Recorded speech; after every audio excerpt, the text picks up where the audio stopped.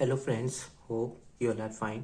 Today we are going to study our chapter number 2 of class 11th Political Science, book number 2, and the name of book is Indian Constitution at Work, and the name of chapter is Rights in the Indian Constitution. Basically इस chapter के अंदर हम fundamental rights जो Indian constitution हमें provide करता है as being a citizen of India, we will discuss all of them and even the importance of fundamental right in our social life or even in our economic life, what it is, that we will discuss also in the following chapter. So let us start. Bill of Rights.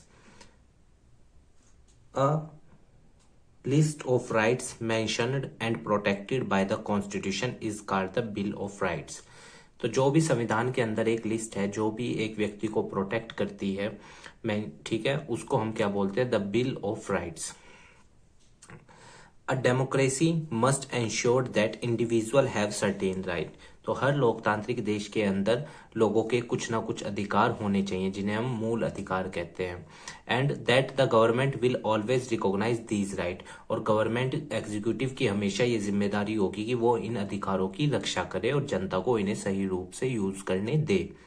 Prohibits government from this acting against the right of the individual and ensure a remedy in case there is a violation of these right. और सरकार के ऊपर अंकुश भी लगाती है कि सरकार मतलब कि अपनी पावर्स का उपयोग ना कर पाए लोगों के अधिकार छीनने में, मतलब लोगों के अधिकार सस्पेंड करने में. देखो अगर इमरजेंसी लगी हुई है देश के अंदर तो बात अलग है, तब भी प्रेसिडेंट को हक है राइट सस्पेंड करने का. और आर्टिकल 21 और 20 इंडियन कॉन्स्टिट्यूशन का तब भी सस्पेंड नहीं होगा. Right to life and personal liberty और प्रोटेक्शन अगेंस्ट कन्विक्शन 20 में है, right to life and personal liberty 21 में है. तो गवर्नमेंट को रिस्ट्रिक्ट भी करता है कि गवर्नमेंट अपनी एब्सोल्यूट पावर ना यूज करे लोगों के लिए, लोगों के खिलाफ ना यूज कर ले. तो इसलिए इसको ये बिल ऑफ राइट हमारी मदद करता है हमें अपने अधिकारों को सही रूप से यूज करने में. Fundamental rights in the Indian constitution. The Motilal Nehru committee had demanded a bill of right as far back as in 1928, as far back in as in 1928 में मोतीलाल नेहरू जी की कमेटी ने कहा कि भाई एक बिल ऑफ राइट्स होने चाहिए. The constitution listed the rights that would be specially protected and called them fundamental right. तो कॉन्स्टिट्यूशन के अंदर इस बिल ऑफ राइट को लिस्ट किया गया और इसको क्या नाम दिया गया? Fundamental right. देखो जब संविधान बना था उस टाइम हमारे पास 7 फंडामेंटल राइट्स थे, पर आज के वक्त हमारे पास 6 फंडामेंटल राइट है. तो जो 7वां फंडामेंटल राइट था, राइट टू प्रॉपर्टी, उसको 44th कॉन्स्टिट्यूशनल अमेंडमेंट एक्ट 1978 के तहत आर्टिकल 31 से निकालकर आर्टिकल 300 के ए में डाल दिया. और अब राइट टू प्रॉपर्टी एक लीगल राइट है, ना कि फंडामेंटल राइट है. तो अब कितने फंडामेंटल राइट है? 6. और फंडामेंटल राइट की व्यवस्था हमने अपने देश के अंदर यूएसए के संविधान से ली है. The fundamental rights are so important that the constitution itself ensures that they are not violated by the government. और फंडामेंटल राइट्स एक देश के नागरिकों के लिए बहुत ज्यादा जरूरी है. और हमारा संविधान इस बात को भी पक्का करता है कि सरकार मतलब कि उन राइट्स को वॉयलेट ना करे. और देखो अगर कोई भी फंडामेंटल राइट वॉयलेट होता है, एक्सप्लॉइट होता है, मैं आगे एक एक करके डिस्कस करूंगा फंडामेंटल राइट्स को, उसकी चिंता ना कीजिए. और तो हम डायरेक्टली आर्टिकल 32 के तहत, जिसको हम कॉन्स्टिट्यूशनल रेमेडीज भी बोलते हैं, सुप्रीम कोर्ट या हाई कोर्ट अप्रोच कर सकते हैं सिर्फ फंडामेंटल राइट्स के केस में. और अदर राइट्स के केस में तो फिर स्टेप बाय स्टेप है, जैसे डिस्ट्रिक्ट कोर्ट है, फिर high court, then supreme court. पर फंडामेंटल राइट के केस में आप डायरेक्ट हाई कोर्ट और सुप्रीम कोर्ट अप्रोच कर सकते हैं. Ordinary rights and fundamental rights के बीच में क्या डिफरेंस है? Let us see. Ordinary legal rights are protected and enforced by ordinary law. Fundamental rights are protected and guaranteed by the constitution of the country. तो जो भी साधारण अधिकार हैं तो वो तो जनरल लॉज के हिसाब से मिलते हैं हमें, पर जो फंडामेंटल राइट्स हैं वो हमें हमारा संविधान देता है, वो हमें उन प्रोटेक्ट करता है अगर वो एक्सप्लॉइट होते हैं तो. ऑर्डिनरी राइट्स में be changed by the legislature, जिनको विधान सभा या अपना कह लीजिए आप हाउस ऑफ पीपल लोकसभा क्या कर सकती है, जिनमें संशोधन कर सकती है, चेंज कर सकती है by ordinary process of law making. पर फंडामेंटल राइट के अंदर चेंज कौन कर सकता है, जब अमेंडमेंट किया जाए कॉन्स्टिट्यूशन के अंदर इटसेल्फ। और आज तक याद रखना प्रीएम्बल के अंदर एक बार संशोधन हुआ था, 42वां संविधान संशोधन 1976। ठीक है, सेकुलर सोशलिस्ट शब्द आप जानते हैं जोड़ा गया था प्रीएम्बल के अंदर। तो अगर संविधान में कोई चेंज करना है तो वो अमेंडमेंट के जरिए होगा, मतलब फंडामेंटल राइट्स में कोई चेंज करना है। और अगर ऑर्डिनरी कानून है तो एक ऑर्डिनरी प्रोसेस के जरिए, लॉ मेकिंग प्रोसेस के जरिए हम उसको चेंज कर सकते हैं।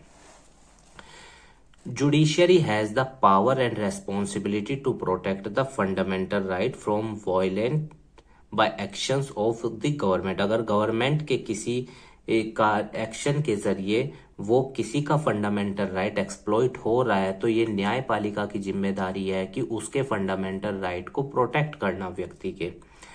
इसीलिए आप जानते हैं भारतीय संविधान के अंदर हमारे यहाँ जुडिशियरी को judiciary review and judiciary activism की पावर दी गई है। अगर जुडिशियरी को लग रहा है कि इस चीज में कुछ गलत है तो वो रिव्यू कर सकती है और ऑर्डर भी दे सकती है कि इसको ठीक किया जाए, ऐसे किया जाए, उसको जुडिशियरी एक्टिविज्म बोलते हैं। एग्जीक्यूटिव का मतलब कार्यपालिका होता है, एज वेल एज लेजिस्लेटिव, यानी हमारी कार्यपालिका हो गया, लेजिस्लेटिव को हम क्या बोलते हैं, विधायिका। Actions can be declared illegal, तो अगर कार्यपालिका या विधायिका कोई ऐसा काम करती है जिससे किसी नागरिक के या नागरिकों के फंडामेंटल राइट एक्सप्लॉइट होते हैं तो जुडिशियरी न्यायपालिका उसको इलीगल डिक्लेयर कर सकती है। क्योंकि आप जानते हो हमारे यहाँ पावर्स को हॉरिजॉन्टल वे में डिस्ट्रीब्यूट किया गया है इंस्टीट्यूशंस के अंदर, जिससे चेक एंड बैलेंस वाली स्थिति को हम और पक्के से लागू कर पाते हैं। क्योंकि अगर एग्जीक्यूटिव कुछ कर दिया, जुडिशियरी और लेजिस्लेटिव उसको चेक एंड बैलेंस करेगी, और अगर लेजिस्लेटिव कुछ कर दिया तो executive and judiciary can check and balance to that. तो judiciary can be declared illegal by the, judiciary उसको इलीगल डिक्लेयर कर सकती है। These violate the fundamental rights और restrict them in an unreasonable manner. तो अगर मतलब सरकार उसको गैर वजही तौर पे या मतलब गैर कानूनी तौर पे लोगों के फंडामेंटल राइट एक्सप्लॉइट कर रही है तो judiciary can intervene in that matter.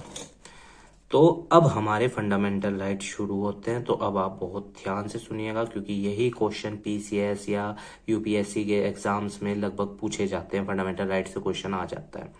तो पहला फंडामेंटल राइट हमारा है राइट टू इक्वेलिटी, जो आर्टिकल 14 से लेके आर्टिकल 18 तक है। मैं अब 1 बाय 1 आपको आर्टिकल भी डिफाइन करूंगा। Equality before law and equal protection of law, न्याय के समक्ष सब बराबर है, अमीर है गरीब है दोनों इक्वल है। इक्वल प्रोटेक्शन ऑफ लॉ, न्याय का सबको इक्वल संरक्षण है। अगर अमीर अफोर्ड कर सकता है एक वकील तो गरीब के पास पैसा नहीं है तो सरकार उसको सरकारी वकील देगी, आर्टिकल 14 के अंदर है। Prohibition of discrimination on the ground of religion, race, caste, sex और प्लेस ऑफ बर्थ, किसी भी व्यक्ति के साथ उसकी जात, उसके धर्म, उसके कलर, उसके लिंग के आधार पे या उसके प्लेस ऑफ बर्थ के आधार पे भारत के अंदर भेदभाव नहीं होगा। Equal access to shops, hotel, wells और टैंक, हर व्यक्ति स्वतंत्र है। अगर मैं जा सकता हूं एक दुकान में तो कोई भी और भी जा सकता है, क्योंकि सबको अधिकार है, किसी के साथ कोई भेदभाव नहीं होगा। आर्टिकल 15 बोलता है इस बात को। आर्टिकल 14 ये रहा, आर्टिकल 15 हमारा ये है, ठीक है, ये पूरा आर्टिकल 15 है। Equality of opportunity in public employment, अगर मैं जॉब का फॉर्म भर सकता हूं तो कोई और भी भर सकता है, किसी पे रोक टोक नहीं है। वो तो मिनिमम एलिजिबिलिटी जो भी फुलफिल करता है he can fill up that form, article 16 के अंदर है। अब देखो इसमें यहाँ स्पेशल प्रोविजन भी है, रिजर्वेशन जैसी व्यवस्था, ताकि हम समाज के डेप्राइव्ड सेक्शन को भी आगे ला सकें। छुआछूत को बैन करता है इंडियन कॉन्स्टिट्यूशन, आर्टिकल 17। टाइटल, कोई भी अपने नाम के आगे उपाधि नहीं लगा सकता, इसमें एक्सेप्शन है। अगर आपको एजुकेशन के फील्ड में कोई उपाधि मिली है जैसे डॉक्टर की या एडवोकेट की, तो आप उसको यूज कर सकते हैं नेम के आगे एज अ टाइटल। तो अब पर और चीजों पे जैसे कोई अवार्ड मिला तो we can not use that, ठीक है। Abolition of title, article 18। ये था हमारा आर्टिकल 14 से लेके 18 तक, राइट टू इक्वालिटी। अब आती है फ्रीडम की बात, आर्टिकल 19 से लेकर 22 तक, प्रोटेक्शन ऑफ राइट्स टू। ठीक है, तो पहले हम आर्टिकल 19 को डिस्कस करते हैं, जिसके अंदर हमें 6 तरह की आजादी दी गई है। There after we will discuss other. तो protection of rights to article 19 के अंदर क्या है, freedom of speech and expression. ठीक है, आर्टिकल 19 के पार्ट ए में। बी में क्या है, आर्टिकल 19 के पार्ट बी में यूपीएससी में क्वेश्चन पूछता है कि सी में क्या है, डी में क्या है, तो याद रखना। असेंबल पीसफुली, हम शांति पूर्वक कहीं पे इकट्ठे हो सकते हैं, ये हमें हमारा संविधान आजादी देता है। और प्रेस और मीडिया को भी आर्टिकल 19 के पार्ट 1 में इंक्लूड किया गया है। फॉर्म एसोसिएशन यूनियन, हम अपना संगठन और एसोसिएशन बना सकते हैं, आर्टिकल 19 का पार्ट सी। हम भारत के अंदर कहीं भी with in the law move freely, मतलब कहीं पे भी इजीली घूम सकते हैं। पर वही है, अगर लॉ के हिसाब से अगर कहीं पे जाना इलीगल है तो हम वहां नहीं जा सकते, पर throughout the territory of India we can move freely. Article 19 के पार्ट डी में रिजाइड एंड सेटल, हम भारत के कहीं भी रह सकते हैं, मतलब कहीं पे भी जमीन खरीद सकते हैं और रह सकते हैं, आर्टिकल 19 के ई में। अब इसमें थोड़ा सा स्पेशल प्रोविजन था, आप जानते हैं 370 वाला आर्टिकल था जम्मू कश्मीर में, और 371 आर्टिकल के अंदर ए से लेके जे तक 10 राज्य हैं, उसमें भी थोड़े बहुत स्पेशल प्रावधान है, आप उन्हें भी एक बार चेक कर लीजिएगा उसके हिसाब से। बाकी और राज्यों में हम रह सकते हैं, इजिली जमीन लेकर घर बना सकते हैं, आर्टिकल 19 का ई। हम जो प्रोफेशन करना चाहते हैं, जैसे विद इन द कानून, अगर मैं इंजीनियर बनना चाहता हूँ, डॉक्टर बनना चाहता हूँ, ये कानून के हिसाब से लीगल है, तो उसके बनने के लिए मैं स्वतंत्र हूँ, ये आर्टिकल 19 में है। अच्छा, आर्टिकल 20, 21, 22 यहाँ मैं लिखना भूल गया हूँ, वो मैं आपको फिर भी दिखा रहा हूँ दूसरी नोटबुक से, आप उससे लिख लीजिएगा। आर्टिकल 20 आप नोटबुक में यहाँ से नोट डाउन कर लीजिएगा, protection in respect of conviction for offence. अगर आप मतलब कि आपसे पुलिस स्टेशन में अगर किसी व्यक्ति को अरेस्ट किया जा रहा है, तो जो भी अगर उसने कन्विक्ट किया है तो कोर्ट के सामने भी उससे दोबारा पूछा जाता है कि आपने ये जुर्म किया है या नहीं, तो प्रोटेक्शन अगर आपको किसी व्यक्ति को कन्विक्ट किया गया किसी ऑफेंस के लिए। आर्टिकल 21 के अंदर right to life and personal liberty है, जीवन जीने की आजादी। इसमें 34 तरह की आजादी है, मैं आपको वो भी दिखा देता हूँ। तो ये हमारी आर्टिकल 21 के अंदर आजादी है, जैसे right to live, human dignity, इस तरह से आप इन 34 आजादी को पढ़ सकते हैं, ये भारत के हर नागरिक को दी गई है। मैं आगे भी दिखा रहा हूँ आपको, ठीक है, इनको आप इजीली पढ़ सकते हैं, ये आर्टिकल 21 में है। और आर्टिकल 21 के अंदर राइट टू एजुकेशन है, 6 से 14 साल तक के बच्चों को कंपलसरी एजुकेशन का प्रावधान दिया गया है इसके अंदर, आर्टिकल 21 के अंदर। और ये संविधान में कौन से अमेंडमेंट एक्ट से ऐड किया गया था, 86th constitutional amendment act 2002। Please remember this also, it is very important, ठीक है। और आर्टिकल 22 भी मैं आप लोगों को आपको सबको दिखा देता हूँ। और आर्टिकल 22 के अंदर क्या है हमारे यहाँ, protection against and detention in certain cases. तो अगर प्रोटेक्शन डिटेन किया जा रहा है पुलिस के द्वारा, तो उसमें भी हमें कुछ फंडामेंटल प्रोटेक्शन दिया गया है, ठीक है ना।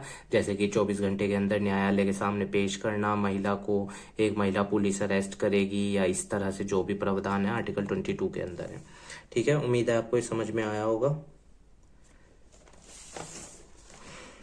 और याद रखना, राइट टू एजुकेशन हमारे यहाँ 1 अप्रैल 2010 को इम्प्लीमेंट हुआ था 6 से 14 साल तक के बच्चों को। और 86वां संविधान संशोधन 2002 आर्टिकल 21 का पार्ट ए में, प्लीज रिमेंबर दिस, आप इन सबको लिख सकते हैं, ठीक है। अब हम आते हैं rights against exploitation, article 23 and 24 पे। तो prohibition of trafficking, human being को बेचना खरीदना है, उसके ऑर्गन को बेचना खरीदना इंडिया के अंदर बैन है, आर्टिकल 23 में। 24 के अंदर क्या है, आर्टिकल के अंदर की 14 साल से तक के बच्चों पे या उससे कम के बच्चों पे फैक्ट्री में काम नहीं करा सकते उम्र में, जो 14 साल तक है। 15 साल से मतलब कि 14 से जो ऊपर के हैं दे कैन वर्क, पर 14 साल तक के बच्चों को क्यों, क्योंकि हमने आर्टिकल 21 के ए में 6 से 14 साल तक के बच्चों को मैंडेटरी करा ना एजुकेशन का, 86वां संविधान संशोधन 2002। Right to freedom of religion, धर्म चुनने की स्वतंत्रता, धार्मिक बिलीफ रखने की हमें स्वतंत्रता है, आर्टिकल 25 से लेकर 28 तक। तो आर्टिकल 25 के अंदर क्या मेंशन है, freedom of consciences and free profession, practice and propagation of religion, the religion which I like I can follow that. मेरे ऊपर कोई बाउंडेशन नहीं है कि मेरे को यही पर्टिकुलर रिलीजन फॉलो करना है, क्योंकि मेरा भारत का संविधान मुझे इस बात की आजादी दे रहा है कि I am free to choose any religion which I like, article 25। 26 के अंदर क्या है, मैं अपने रिलीजियस अफेयर्स को मेंटेन करने के लिए स्वतंत्र हूँ। 27 के अंदर जो भी religious activity I will do there will be no tax on that, कोई भी उस पर टैक्स नहीं लगेगा अगर मैं अपने धर्म को प्रमोट कर रहा हूँ। तो freedom to pay taxes for promotion of any particular religion. Article 28 के अंदर क्या है, freedom to attend religious instructions follow करने के लिए, वर्शिप्स करने के लिए एजुकेशन इंस्टीट्यूशंस जो होती हैं जैसे गुरुकुल हैं, मदरसे हैं, इन सबको हम, जो भी व्यक्ति इनको ज्वाइन करना चाहता है पर्टिकुलर रिलीजन का, ही और she is free to join that. Article 28 के अंदर है, ठीक है। कल्चरल एंड एजुकेशनल राइट भी दिए गए हैं, माइनॉरिटीज को भी प्रोटेक्ट किया गया है ताकि मेजोरिटी माइनॉरिटी के ऊपर हैवी ना हो। तो protection of language culture of minorities article 29 के अंदर है, और rights of minorities to establish educational institution, जो माइनॉरिटीज में हमारे यहाँ जैसे मुस्लिम, सिख, बौद्ध, जैन, पारसी, ये सब लोग अगर अपने एजुकेशनल इंस्टीट्यूशन बनाना चाहते हैं तो they are free to form that. Article 30 के अंदर है। 31 राइट टू प्रॉपर्टी था, मैंने आपको बता दिया। 44th कॉन्स्टिट्यूशनल अमेंडमेंट एक्ट 1978 के तहत अब उसको 300 के ए में डाल दिया, ठीक है, अब वो लीगल राइट है। और 32 क्या है, राइट टू कॉन्स्टिट्यूशनल रेमेडीज, अगर कोई भी फंडामेंटल राइट एक्सप्लॉइट हो रहा है तो हम direct high court, supreme court approach कर सकते हैं। और यही वो अधिकार है जिसको बाबा साहब भीमराव अंबेडकर ने भारतीय संविधान का दिल और आत्मा कहा था। ये हमारा छठा फंडामेंटल राइट है, right to constitutional remedies. Article 32। उम्मीद है आपको ये सब अधिकार समझ में आए होंगे, बाकी इनके बारे में आप डीप में एक बार और पढ़ लीजिएगा इंटरनेट से ताकि आपका व्यू और क्लियर हो इन पॉइंट्स पे। Overview of rights. The constitution clarifies that the government can implement special schemes and measures for improving the condition of certain section of society, children, women and the socially and educationally backward class। आप जानते हो government क्या कर सकती है, जो समाज के अंदर डिप्राइव्ड सेक्शन है उनको बढ़ावा देने के लिए, उनको समाज में ऊंचा उठाने के लिए गवर्नमेंट स्पेशल पॉलिसीज ला सकती है। जैसे रिजर्वेशन की व्यवस्था है हमारे यहाँ, जो सोशली एजुकेशनली बैकवर्ड है उनको अदर बैकवर्ड क्लास ओबीसी में गिना जाता है, और वुमेन्स के लिए अलग व्यवस्था है, SC STs के लिए रिजर्वेशन की अलग व्यवस्था है, ठीक है। तो इस तरह से चीजें हैं हमारे यहाँ, गवर्नमेंट कर सकती है ऐसे प्रमोशन के लिए। जैसे आर्टिकल 16 के पार्ट 4 में of the Indian constitution explicitly clarify that a policy like reservation की व्यवस्था को स्थापित किया जा सकता है, पर इसका मतलब ये नहीं है कि किसी के फंडामेंटल राइट वॉयलेट हो रहे अगर रिजर्वेशन लागू हो रहा। क्यों रिजर्वेशन इसलिए लागू होता है, ताकि राइट टू इक्वालिटी को हम और अच्छे से इंप्लीमेंट कर सके। If you see the spirit of the constitution this is required for the fulfilment of right of equality of opportunity. और अगर आर्टिकल 16 को इंप्लीमेंट करना है बढ़िया से, जैसे मैंने अभी पहले बताया था, तो रिजर्वेशन जैसी चीजों को हम कर सकते हैं ताकि डिप्राइव्ड सेक्शन भी आगे बढ़ जाए, समाज में उसका भी विकास हो। Right to freedom of speech article 19 का पार्ट 1 याद रखना। Freedom of speech and expression is subject to restriction such a public order, peace and morality ETC। तो freedom of speech and expression हमारे यहाँ है, जनता बोलने के लिए स्वतंत्र है, पर एक बात याद रखना, हम सिर्फ उस हद तक बोलने के लिए स्वतंत्र हैं जब तक किसी और के फंडामेंटल राइट एक्सप्लॉइट ना हो। अगर किसी और का फंडामेंटल राइट एक्सप्लॉइट हो रहा है हमारे कुछ बोलने से, तो हम उस अधिकार मतलब कि वो चीज नहीं बोल सकते। द गवर्नमेंट, हाँ, गवर्नमेंट को क्रिटिसाइज करने का अधिकार है हम लोगों को, पर पॉजिटिवली। द गवर्नमेंट में impose restrictions in certain areas declaring the assembly of 5 और more person as unlawful.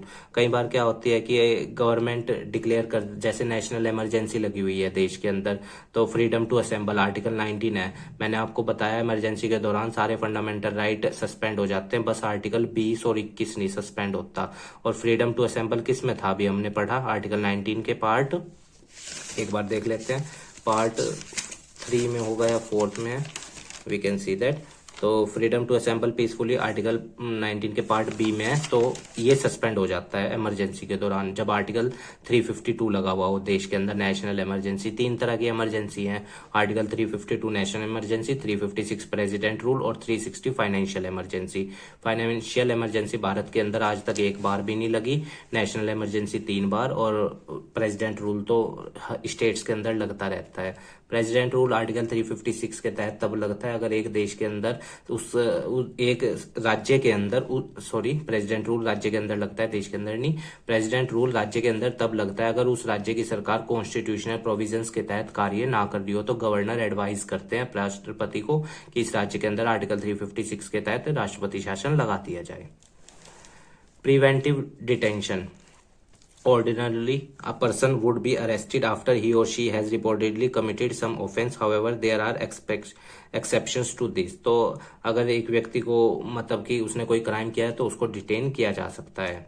Sometimes a person can be arrested simply out of an apprehension that he or she is likely to engage in unlawful activity and the imprisoned for some time. This is known as preventive detention. पर मान लो अगर एक व्यक्ति ने जुर्म नहीं किया है तो अगर पुलिस को ऐसा लग रहा है कि he may be और she may be involved, वो हो सकती है, तो पुलिस उसको कुछ समय के लिए डिटेन कर सकती है. कुछ समय के लिए, याद रखना. This is known as preventive detention. और उसके बाद उसको छोड़ना पड़ेगा अगर ये प्रूव नहीं होता कि वो उसमें इन्वॉल्व नहीं था.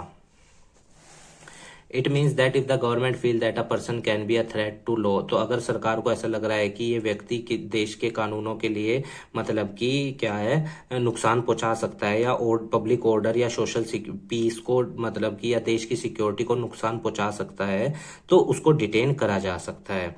This preventive detention can be extended only, और पर 3 मंथ तक सिर्फ उसको डिटेन किया जा सकता है. ठीक है, तो कहने का मतलब यह है कि आर्टिकल 20 हमें या 22 हमें अगर डिटेन किया जा रहा है किसी व्यक्ति को, उसको भी अधिकार दे रहा है कि वो भी अपनी बात या रख सके या उसके अधिकार भी एक्सप्लॉइट ना हो.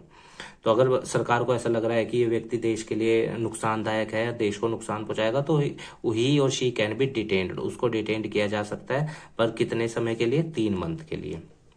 Right of accused to ensure a fair trial, मतलब कि कोर्ट की कार्रवाई सही रूप से हो. The constitution has provided 3 right, तो उस एक्यूज्ड को भी 3 तरह के अधिकार दिए गए हैं. जैसे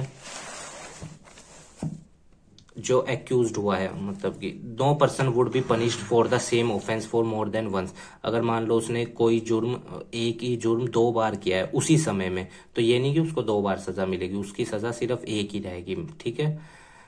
और अगर मान लो वो पहला जुर्म किया उसने और सजा भुगत चुका है पूरी अपनी, फिर दूसरा जुर्म कर रहा है, तो उसको सजा मिलेगी? कहीं ये नहीं कि ये तो पहले भुगत चुका था एक बार इस जुर्म की सजा, ऐसा नहीं है. उसी टाइम में अगर वो एक जुर्म को रिपीट कर रहा है और अरेस्ट होता है तो उसको एक ही बार सजा मिलेगी. No law shall declare any action as illegal from a back date and. मान लो देश के अंदर फॉर एग्जाम्पल के तौर पे जस्ट मैं आपको समझा रहा हूँ, काइट उड़ाना आज गवर्नमेंट कह दे कि इलीगल है काइट उड़ाना, जस्ट है एग्जाम्पल के तौर पे, तो अब ये नहीं कि जो व्यक्ति पहले काइट उड़ाते थे उन्हें भी सजा मिलेगी ना. अगर बैक डेट में कुछ हुआ है और आज कानून बना है कि आज से ये चीज इलीगल है और वो चीज बैक डेट में किसी के द्वारा की गई है, तो हम ये नहीं है कि उस व्यक्ति को सजा देंगे, नहीं. ठीक है, तो no law shall declare any action as illegal, जो बैक डेट में हुआ है उसको. नो पर्सन आज कानून बना है, आज के बाद अगर वो करता है तो उसको सजा का प्रावधान है, पर उससे पहले अगर उसने किया है कानून बनने से पहले तो उसको नहीं सजा का प्रावधान है. No person shall be asked to give evidence against himself और हरसेल्फ, मतलब किसी पर्सन को ये नहीं कहा जा सकता कि वो अपने खिलाफ एविडेंस को प्रूव करें यहाँ, मतलब कि ठीक है ना, डिटेन जब उसको किया गया है, कोर्ट न्यायपालिका के सामने करेगा, वो तो अलग प्रावधान है. तो ये चीज है. Freedom of faith and worship, जानते हैं आप, रिलीजियस फ्रीडम है हमारे यहाँ, आर्टिकल 25 से 28 अभी हमने डिस्कस किया. Freedom of religion also include the freedom of conscience. Conscience mean I am free to choose anything as a god, जिस भी चीज को मैं भगवान मानना चाहूँ और जिस भी चीज में मेरा विश्वास है उसके लिए मैं स्वतंत्र हूँ. आर्टिकल 25 के अंदर है कंसाइंस शब्द, आप जानते हैं.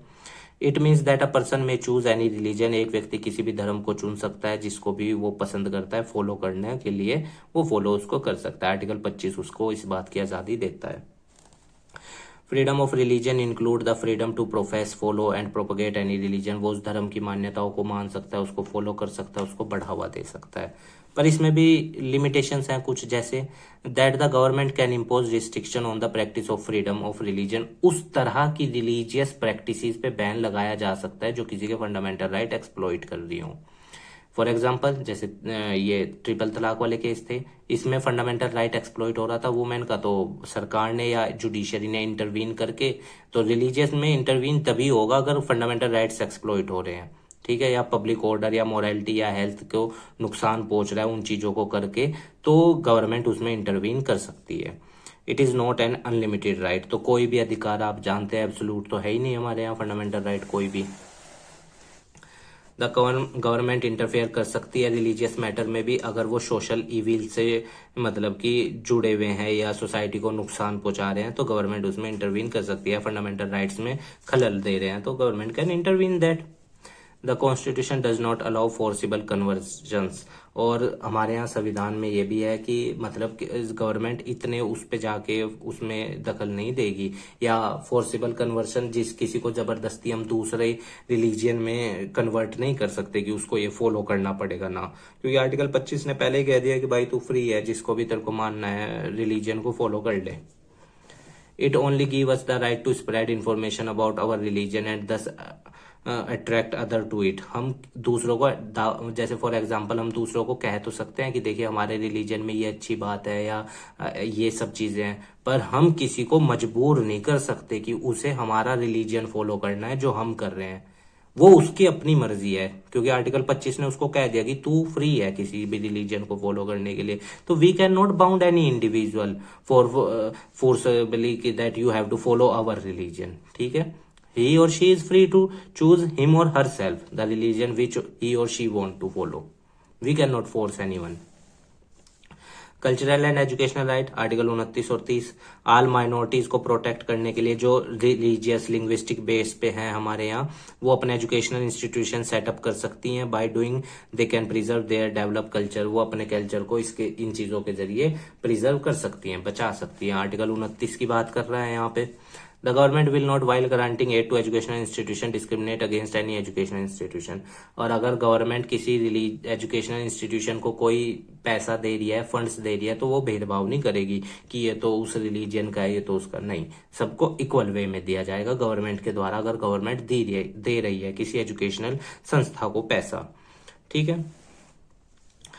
Right to constitutional remedies, article 32, याद रखना डॉक्टर भीमराव अंबेडकर जी ने इसको ही भारतीय संविधान का दिल और आत्मा कहा है, राइट टू कॉन्स्टिट्यूशनल रेमेडीज को। ठीक है।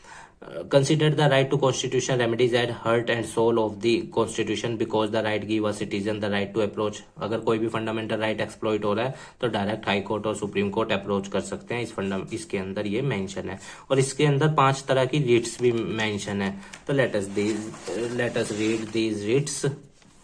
The supreme court and the high court can issue order, तो सुप्रीम कोर्ट और हाई कोर्ट इशू कर सकती है उस केस में, अगर वो पर्सन अप्रोच कर रहा है कि मेरा ये फंडामेंटल राइट एक्सप्लॉइट हुए हैं, तो ये और she can, supreme court can be order for in favour of him और हर।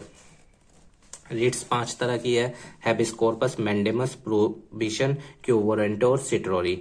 सो let us read all of these writs one by one. These are the important things for the civil services exams. Please remember, and even in your school exams, if you write these things in a brief way in your exam, you will, I'm sure you will get the good marks. Habeas corpus means that court order that the arrested person should be presented before it. अगर उसको arrest किया गया 24 घंटे के अंदर उसको present करना पड़ेगा न्यायालय के समक्ष. It can also order to set free an arrested person if the manner or the ground of arrest are not lawful. और न्यायालय को इतनी भी पावर दी गई है यहाँ पे कि अगर कोई किसी व्यक्ति को अरेस्ट किया गया है और ये प्रूव कर दिया जाए न्यायालय के समक्ष कि इस व्यक्ति ने जुर्म नहीं किया गया है या इसको गैर कानूनी तरीके से अरेस्ट किया है, तो न्यायालय को अधिकार है उसको रिलीज करने का, उसको फ्री करने का. मैंडेमस के अंदर क्या है, issued when the court find that a particular office holder is not doing. अगर कोई मतलब गवर्नमेंट ऑफिसर अपनी ड्यूटी सही से नहीं कर रहा है तो कोर्ट उसमें इंटरवीन कर सकती है. ठीक है, मैंडेमस के अंदर है. Prohibition issued by a higher court. ठीक है, when a lower court has a consider a case going beyond its jurisdiction. तो अगर मतलब कि कोई ऐसा केस है जो छोटी कोर्ट से मतलब डिस्ट्रिक्ट कोर्ट के, मान लो फॉर एग्जांपल डिस्ट्रिक्ट कोर्ट के जुरिडिक्शन से बियॉन्ड जा रहा है, तो सुप्रीम कोर्ट और हाई कोर्ट उसमें क्या कर सकती है, इंटरवीन कर सकती है. ठीक है, प्रोहिबिशन वो कह सकती है कि मैं उसको अपने कंसिडरेशन में ले रही हूँ. क्यू वारंटो में if the court find that a person is holding office but is not entitled to hold that office. For example कि जैसे एक व्यक्ति है वो अगर कोई नेता है तो वो क्या हो सकता है कि 2 पब्लिक पोस्ट पर नहीं रह सकता. फॉर एग्जांपल कि वो प्रोफेसर भी रह ले सरकारी और नेता भी बन जाए, ऐसा नहीं है, एक जगह से उसको त्यागना पड़ेगा. तो इसमें कोर्ट क्या कर सकती है, ऑर्डर इशू कर सकती है कि कोई भी एक ऑफिसर अगर किसी ऑफिस को, मतलब कोई भी एक व्यक्ति अगर किसी ऑफिस के होल्ड करने के लिए एंटाइटल नहीं है और वो होल्ड करता है, तो जुडिशरी उसमें क्या कर सकती है, उस पर्सन को रिस्ट्रिक्ट कर सकती है। जैसे दिल्ली के अंदर आप जानते हैं हुआ था, जो विधायक थे उनके साथ आम आदमी पार्टी के, अगर आप इस केस को पढ़िएगा एक बार तो आपको क्यों वारंटो का कंसेप्ट समझ में आएगा अच्छे से, जिसमें माननीय कोर्ट ने डिक्लेयर किया था कि दैट ये अनलॉफुल है, इनको मतलब ऑथराइजेशन नहीं है कि ये दो ऑफिसेज होल्ड कर सकें एक वक्त पर। ठीक है, तो ये भी आप याद रखिएगा। सिट्रोरी के अंदर क्या है, under this writ the court orders a lower court और another authority to transfer a matter pending before it to the higher authority और कोर्ट। तो सिट्रोरी में क्या है, जो सुपीरियर कोर्ट है वो लोअर कोर्ट को कह सकती है कि भाई जो तुम्हारे पे केस ये पेंडिंग है ये हमारे में ट्रांसफर कर दो इसको। अब याद रखना मैंडेमस में क्या था, उसमें प्रोहिबिशन में वो उस छोटी कोर्ट के जुरिडिक्शन से बाहर जा रहा था। यहाँ सिट्रोरी में क्या है, अगर कोई केस लोअर कोर्ट में पेंडिंग है तो हाई कोर्ट या सुप्रीम कोर्ट ये कह सकती है कि इस केस को ट्रांसफर कर दिया जाए हमारे में। ठीक है, अगर हाई कोर्ट अप्रोच कर दिया तो हाई कोर्ट में ट्रांसफर कर दिया जाए और सुप्रीम कोर्ट कर दिया तो वहां पे। तो प्रोहिबिशन और सिट्रोरी में ये फर्क है, याद रखिएगा। उम्मीद है आपको ये पांचों रिट्स समझ में आई होगी, habeas corpus, mandamus, prohibition, Q warrant और सिट्रोरी। जब आप एंट्रेंस एग्जाम देंगे 12वीं के बाद सेंट्रल यूनिवर्सिटीज के, तो इस तरह से पूछ लेता है कि जैसे बताओ इनमें से कौन सा रिट नहीं है, तो 4 नाम दे रखे होंगे, 3 रिट होंगे, 1 नहीं होगा। या ये वो पूछ लेगा कि इनमें से कौन सा रिट है, तो प्लीज आप इन पांचों के नाम याद रखिएगा और इनके अंदर क्या है बेसिक सा वो भी याद रखिएगा। ये सब आपकी बुक में ही मेंशन है, वहीं से ही ये सारे पॉइंट लिखे गए हैं वर्ड टू वर्ड। बस थोड़ा बहुत आर्टिकल्स जो वहां पे मेंशन नहीं थे वो मैंने अपने आपसे ऐड ऑन किए हैं, तो आप इनको चाहे अपनी बुक से भी देख सकते हैं, एनसीईआरटी की बुक जो आपकी है ये वाली, इसके अंदर ये सब मेंशन है। Indian constitution at work class 11th की है, ठीक है, आप इसको भी देख सकते हैं चैप्टर की रीडिंग करने के लिए ब्रॉड सेंस में, और अच्छा रहेगा। तो हमारे यहाँ नेशनल ह्यूमन राइट कमीशन भी है जो लोगों के अधिकारों के लिए आवाज उठाता है, और इवन एक इंटरनेशनल संस्था भी है एमनेस्टी इंटरनेशनल, वो भी ह्यूमन राइट्स के लिए आवाज उठाती है कहीं पे अगर एक्सप्लॉइट हो रहे हो। The commission include inquiry at its own initiative और ऑन अ पिटीशन भी डाल सकती है विक्टिम के बेस बिहाफ पर कि भाई इसके फंडामेंटल राइट एक्सप्लॉइट हुए हैं या इसके ह्यूमन राइट्स का एक्सप्लॉइटेशन हुआ है। फॉर एग्जांपल इन जेल्स, जैसे जेल के अंदर आपने देखा होगा ह्यूमन राइट्स कई बार सही से फॉलो अप नहीं हो पाते क्योंकि स्थिति बहुत ज्यादा खराब है, तो उसके लिए आवाज उठाई जा सकती है एनएचआरसी के द्वारा।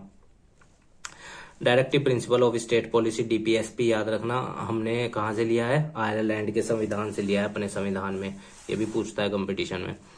ठीक है, तो इसके अंदर क्या है, the goals and objective that we as a society should adopt. हम अपने गोल्स इस तरह डिसाइड करेंगे कि हमारा भी भला हो और समाज का भी भला हो, मतलब राज्य सरकार या केंद्र सरकार इस तरह काम करेगी कि जनता के फेवर में हो। Certain rights that individual should enjoy apart from the fundamental right, और कुछ अधिकार ऐसे भी होंगे जो फंडामेंटल राइट से अलग भी दिए जाएंगे, जैसे पॉलिटिकल राइट है, राइट टू वोट है, या जो और अदर लीगल राइट्स हैं, right to property legal right है, वो सब चीजें। Certain policies that the government should adopt for the welfare of the human being, जैसे एमजी नरेगा जैसी स्कीम या प्रधानमंत्री रोजगार योजना या मिड डे मील स्कीम या सुपोषित माह अभियान, ठीक है ना, या आयुष्मान भारत, इस तरह की स्कीम भारत सरकार क्या कर सकती है या गवर्नमेंट यूज कर सकती है सोशल वेलफेयर के लिए। फंडामेंटल राइट्स और डीपीएसपी के बीच में रिलेशनशिप क्या है, लेट अस सी। डीपीएसपी का मतलब directive principle of state policy. Fundamental right restrain the government from doing certain things. देखो फंडामेंटल राइट सरकार पे रोक लगाते हैं अगर सरकार दखल दे रही हो फंडामेंटल राइट्स को चेंज करने में। हालांकि आप जानते हो अमेंडमेंट्स की व्यवस्था है, संवैधानिक व्यवस्था है, पर देखो याद रखना लेजिस्लेटिव का काम है कि संविधान में परिवर्तन करना, चेंज लाना, अमेंडमेंट। मैं यहाँ गवर्नमेंट की बात कर रहा हूँ तो मतलब मैं एग्जीक्यूटिव की बात कर रहा हूँ, ठीक है। From doing certain right things while directive principle of exhort the government to do certain thing, उसमें क्या होता है कि गवर्नमेंट कर सकती है कुछ चीजों को सोशल वेलफेयर के लिए, ठीक है। Fundamental right mainly protect the right of individual while directive principle ensure the well being of the entire society. Fundamental right एक व्यक्ति के भले की बात करते हैं, for example right to life and personal liberty है तो वो एक व्यक्ति के लिए है, पर डीपीएसपी समाज के लिए होगा। Right to property 7th fundamental right था, 6 हैं अब, ये 7वां था। इन द कॉन्स्टिट्यूशन ओरिजिनली जब संविधान बना था देयर वाज फंडामेंटल राइट था, लोगों के पास जितनी मर्जी आए प्रॉपर्टी रख सकते थे, बट आज भी रख सकते हैं, पर आज लीगली उसको ब्यौरा देना पड़ता है उस प्रॉपर्टी का, पहले ये नहीं था ब्यौरा देने की व्यवस्था, ठीक है। But the constitution made it clear that the property could be taken away by the government for public welfare, और जब भी सरकार को संपत्ति की जरूरत पड़ेगी तो सरकार वो संपत्ति हमसे ले लेगी, मुआवजा देगी। एग्जाम्पल के तौर पे बताऊं, जैसे मान लो कहीं से हाईवे निकल रहा है, हाईवे बनाना है और बहुत सारे किसानों की जमीन जा रही है, तो किस ले सकती है ना सरकार, जमीन हक है उसको, पर मुआवजे की व्यवस्था भी है, मुआवजा भी देगी ताकि उसका नुकसान ना हो, तो वो चीज। In 1973 the supreme Court gave a decision that the right to property was not a part of the basic structure of the constitution and therefore parliament had a power to abridge this right by an amendment. तो supreme Court ने 1973 में कहा कि भाई अभी इस fundamental rights में हमारे हिसाब से नहीं है, और अगर संसद इसमें चाहती है तो संशोधन कर सकती है। और फिर हुआ 44वां संविधान संशोधन 1978। 73 में न्यायपालिका ने कहा सुप्रीम कोर्ट ने, और 78 में, अच्छा सुप्रीम कोर्ट के बारे में मैं आपको थोड़ा सा बता दूं, 34 जज होते हैं, 33+1, एक चीफ जस्टिस हैं, ठीक है, याद रखना। जो प्रेजेंट टाइम में है, इन जो ये वीडियो अपलोड हो रही है उस टाइम 48th जज हैं, चीफ जस्टिस हैं NV रमन है, उनका भी नाम आप याद रखिएगा। तो इन 1978, मतलब आज की डेट की मैं बात कर रहा हूँ, ये जो NV रमन है इस वक्त हैं चीफ जस्टिस इंडिया के, और 48th नंबर के हैं, ठीक है। इन 1978 क्योंकि ये क्वेश्चन भी पूछता है बहुत सारे एग्जाम्स में कि कौन से नंबर के हैं या प्रेजेंट हैं कौन चीफ जस्टिस उनके द्वारा, और प्रेसिडेंट के द्वारा अपॉइंट होते हैं काउंसिल ऑफ मिनिस्टर की एडवाइस पे, ये भी याद रखना। इन 1978 तो 44वां संविधान संशोधन पारित किया गया, जिसके तहत right to property is declared as legal right not a fundamental right. Article 31 से उठाकर कहाँ डाल दिया, आर्टिकल 300 के ए में एज अ लीगल राइट।